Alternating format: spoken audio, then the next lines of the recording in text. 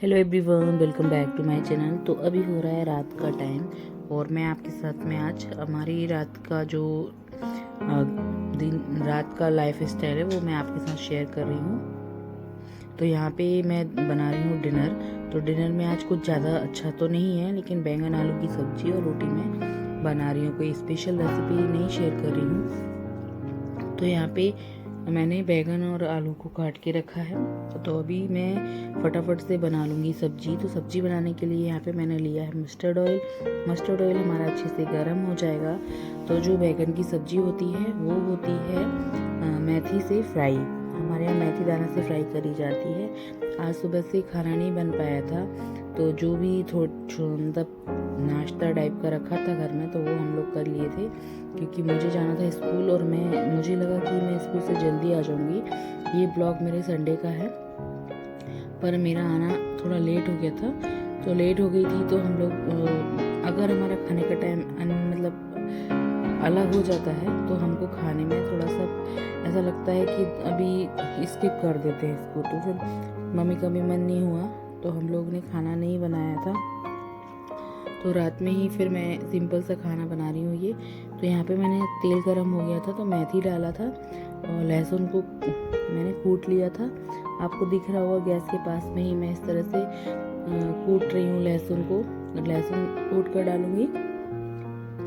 तो आज जो बैंगन रस्से वाले बैंगन आलू टमाटर की सब्जी बना रही हूँ मैं। तो यहाँ पे सबसे पहले लहसुन डाल देंगे हम। लहसुन थोड़ा सा अच्छा भुन जाए, थोड़ा रेड कलर का हो जाए, तब तक हम इसको डालेंगे और उसके बाद प्याज काट के डाल देंगे। कुकर में सब्जी बनाना थोड़ा आसान हो जाता है, जल्दी बच जाता है, टाइम जल्दी बनकर तैयार हो जाती है सब्जी। और मुझे रसे वाली सब्जी कुकर की ही पसंद आती है। कढ़ाई की सब्जी मुझे ज़्यादा अच्छी नहीं लगती है। कुकर में ऑयल मसाला सब कुछ कम लगता है बनाते हैं तो यहाँ पे प्याज डाल दिया है मैंने। प्याज अच्छे से भुन रहा है हमारा। और टमाटर मैंने काट के नहीं रखा था, मैं पूरा मसाला बनाने के बाद में ही टमाटर ऐड करती हूँ। तो यहाँ पे मेरा प्याज अच्छे तरीके से भुन जाएगा।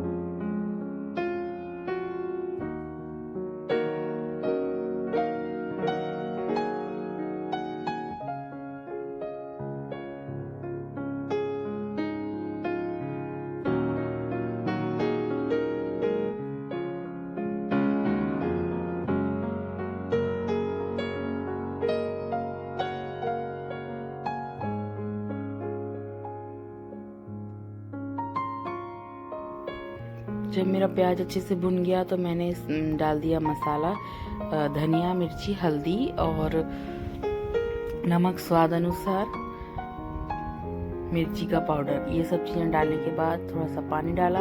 और जब हमारा मसाला अच्छे से भुन गया तो मैंने ये बैंगन और आलू को काटा था वो डाल दिया। बैंगन को हमेशा पानी के साथ में रखना चाहिए, नहीं तो कड़वा हो जाता है और काला पड़ने लगता है।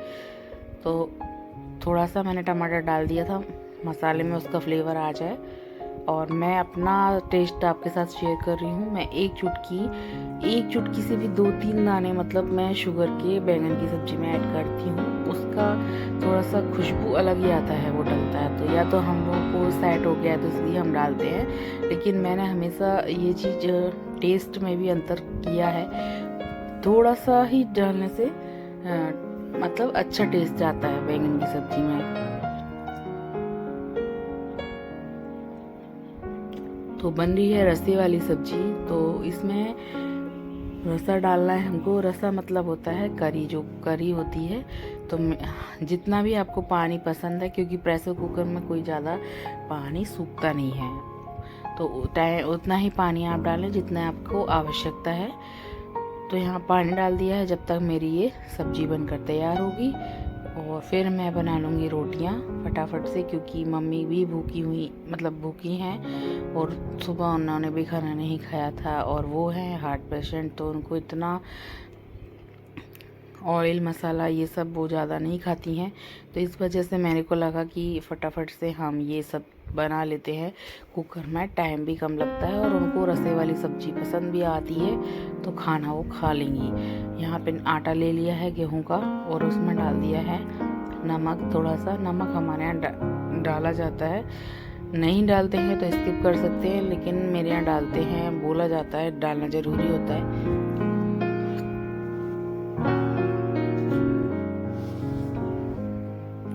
तो मैंने एक चुटकी ज़रा सा डाल दिया है सिर्फ नाम के लिए। और अभी गर्मी बहुत ज़्यादा पड़ रही है, तो ये जो मैं पानी, गर्मियों में जब भी आप आटा लगाओ ना, तो मटके के पानी से आटा लगा कर देखना, काफ़ी अच्छा आटा लगता है। और उसके बाद भी अगर आप उसको 5 मिनट के लिए रेस्ट करने के लिए रखेंगे, तो बिल्कुल आपका मलाईदार आटा बन के तैयार होता है। तो उसकी रोटियां भी बहुत सॉफ्ट होती हैं। और अगर टाइम नहीं है तो आप अच्छी तरीके से उसको मतलब मल कर फिर रोटी बनाइए, तो उसकी रोटी का स्वाद ही अलग होता है। और जब खाना गरम गरम रहता है तो एक सब्जी में भी बहुत स्वाद आ जाता है, क्योंकि गरम खाने की बात अलग ही होती है रखे हुए खाने से। तो यहाँ मैं लगा लूँगी आटा। तो आप लोगों को कैसा लगा मेरा ये ब्लॉग बताइए ज़रूर, और नए हैं तो चैनल को लाइक शेयर एंड सब्सक्राइब करिएगा। जिसने मेरा चैनल अभी तक सब्सक्राइब नहीं करा है तो प्लीज़ जाकर आप लोग चैनल को सब्सक्राइब कर लीजिए। तो यहाँ पे मैं थोड़ा थोड़ा पानी डालकर ही आटा लगा रही हूँ, क्योंकि ज़्यादा डल जाएगा तो गीला होने का डर रहता है, और हमको ऐसे ज़्यादा नहीं डालना है। बस इसको खूब अच्छी तरीके से इतना गूँथना है कि बिल्कुल ये मतलब परात पूरी तरीके से साफ दिखना चाहिए। मुझे है कि आटा जब भी लगता है तो परात अगर गंदी दिखती है तो ये मन नहीं होता है खाना बनाने का। तो परात बिल्कुल एकदम साफ आपको समझ में आ जाएगी कि कैसा आप आटा लगाए हो।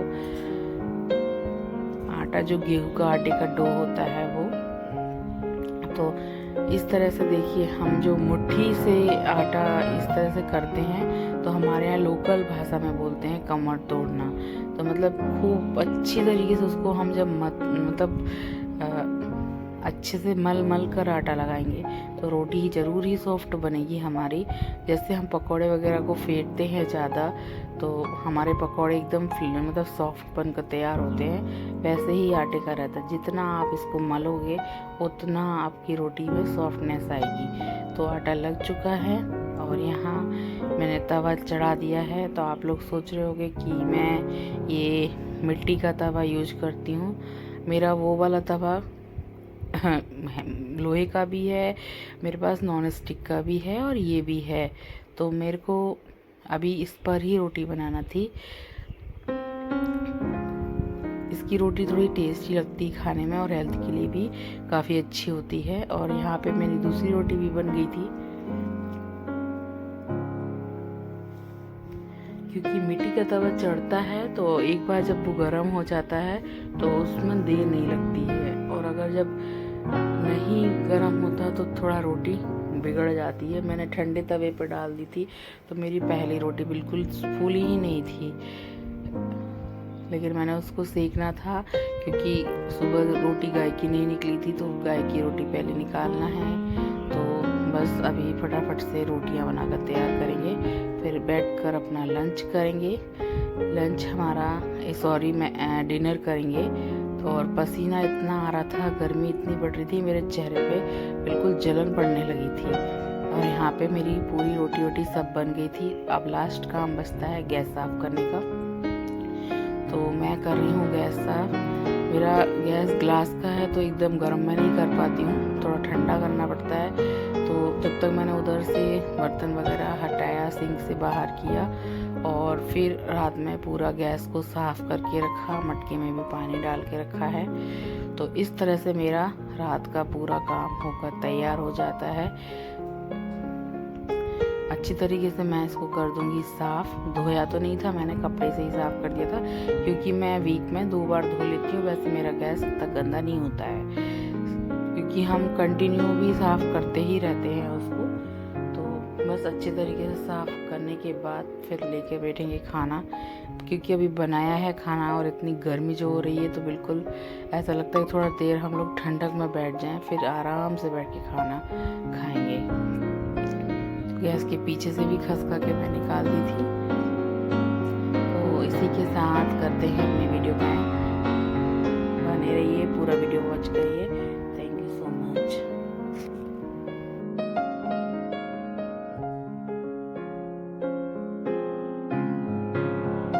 तो यहाँ मेरा गैस वैस सब कुछ साफ होने के बावजूद अभी लेकर आई हूँ खाना। तो ये है बैगन